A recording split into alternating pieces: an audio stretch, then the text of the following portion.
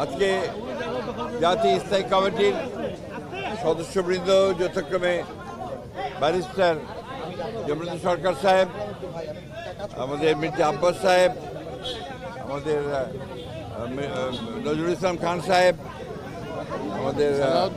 সালাউদ্দিন সাহেব, ইকবাল হাসান মোহাম্মদ টুকু সাহেব, আমির খসরু সাহেব, আমরা আজকে সবাই এসেছিলাম প্রধান উপদেষ্টার সঙ্গে দেখা করে তাকে আমাদের উদ্বেগের কারণগুলো, আমাদের কনসার্নগুলো আমরা জানিয়েছি। এবং প্রধান যে বিষয়টি ছিল সেটি হচ্ছে নির্বাচনের সুনির্দিষ্ট রোডম্যাপ, যেটা আমরা বেশ কিছু কাল থেকেই বলে আসছি, সেই বিষয়ে তাদের সঙ্গে আমরা কথা বলেছি। আমরা বলেছি যে বর্তমানে রাজনৈতিক যে পরিস্থিতি আছে এবং দেশের যে অবস্থা, তাতে করে আজকে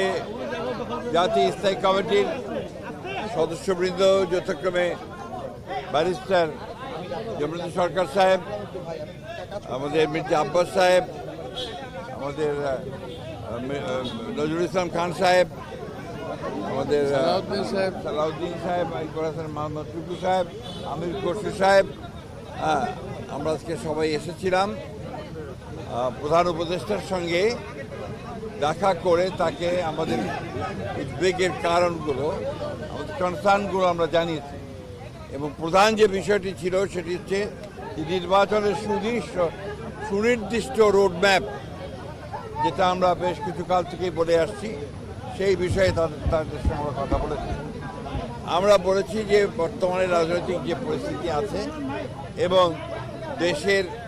যে অবস্থা, তাতে করে আজকে জাতীয় স্থায়ী কমিটির সদস্যবৃন্দ যথাক্রমে ব্যারিস্টার জমিরুদ্দিন সরকার সাহেব, আমাদের মির্জা আব্বাস সাহেব, আমাদের নজরুল ইসলাম খান সাহেব, আমাদের সালাউদ্দিন সাহেব, ইকবাল হাসান মোহাম্মদ টুকু সাহেব, আমির খসরু সাহেব, আমরা আজকে সবাই এসেছিলাম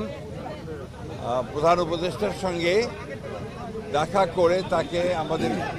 উদ্বেগের কারণগুলো, আমাদের কনসার্নগুলো আমরা জানিয়েছি। এবং প্রধান যে বিষয়টি ছিল সেটি হচ্ছে নির্বাচনের সুনির্দিষ্ট রোডম্যাপ, যেটা আমরা বেশ কিছু কাল থেকেই বলে আসছি, সেই বিষয়ে তাদের সঙ্গে আমরা কথা বলেছি। আমরা বলেছি যে বর্তমানে রাজনৈতিক যে পরিস্থিতি আছে এবং দেশের যে অবস্থা, তাতে করে আজকে জাতীয় স্থায়ী কমিটির সদস্যবৃন্দ যথাক্রমে ব্যারিস্টার